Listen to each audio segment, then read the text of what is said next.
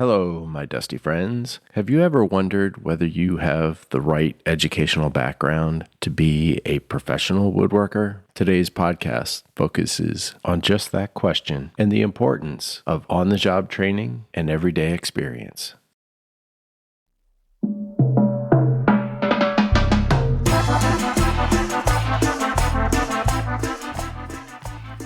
Whether you are a hobbyist, weekend warrior, making commissions for friends and family, or already a full-time maker, if you are solo in your shop, this is the show for you. I'm Ronald Lowe's, the host of Solo in the Shop, a woodworking podcast discussing everything from current projects, tools and techniques, decisions around running a small business, and much more. So if you frequently find yourself alone and covered in sawdust, follow my journey and we can be solo in the shop together.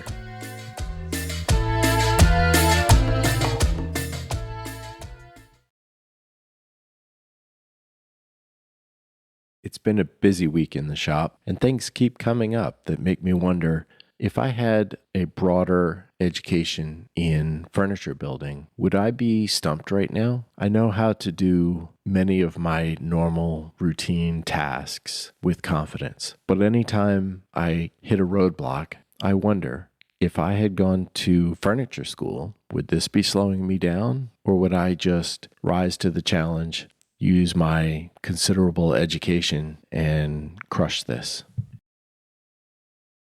Today, I want to talk about education. And the question for today is, do you need to get formal education in woodworking before you start selling products from your shop? Now, obviously, the short answer is no. If you can make something that someone wants to buy, then go for it. Put it out there, sell it, make big bucks, make big money. That's all fine. My question is, if you want to produce out of your wood shop quality products to be sold, do you owe it to the rest of the woodworking community to get some education around that? I've spent a lot of time thinking about this topic, and until recently, I definitely struggled with imposter syndrome.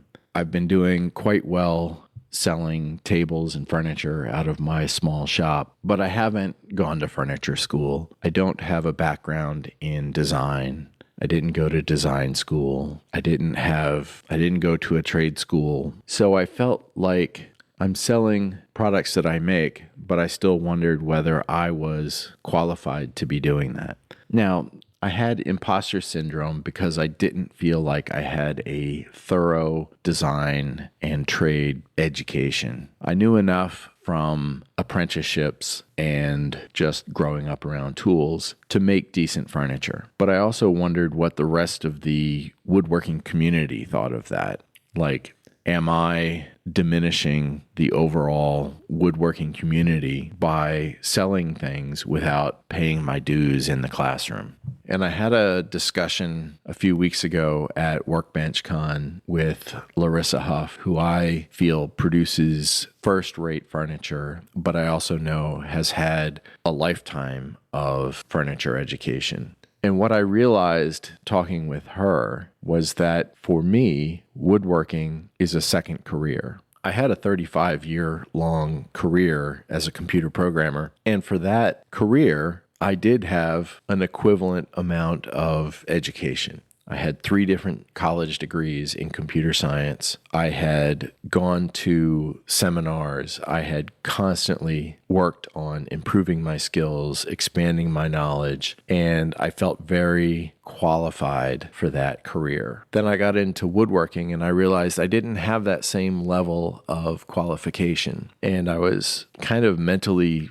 beating myself up about that. But then I realized it is a second career. It's a hobby that I am choosing to pursue as a business, but it's not something where I need it to become a 35-year-long first career that I'm known for. I think about the full-time woodworkers like Larissa. That is her first career, and it's only appropriate that she should have the education and background to work through a full first career as a woodworker and wood educator. Someday she'll retire from that and she'll do something else. and she probably won't go back to school and treat a second career like a first career. And I guess that's the conclusion that I'm taking from that conversation and how I think about woodworking and my career, my second career, how I think about woodworking as a second career and what I look for now. My goal is not to run this like a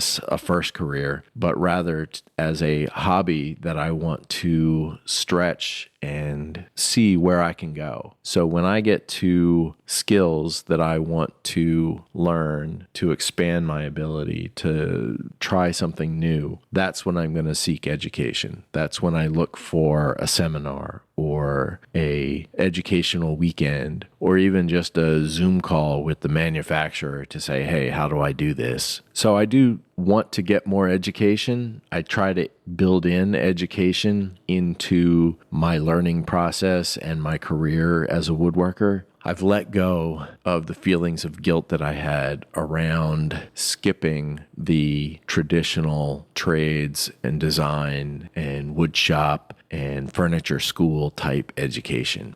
Instead, I look for education just in the areas that I want to grow. And eventually, I'll cover a lot of areas because I have ambitious plans. That's all I have for today. Hopefully, this gives you some food for thought.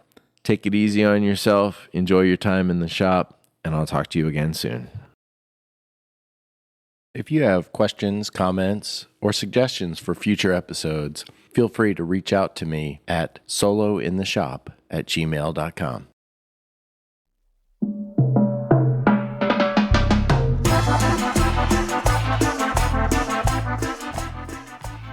Thank you for listening to today's episode. If you got value from it and would like to help the show grow, I'd appreciate a review wherever you listen. Be sure to check the show notes for links to my socials or any extra stuff we discussed today. Until next time, stay safe in your shop, and we'll talk again soon.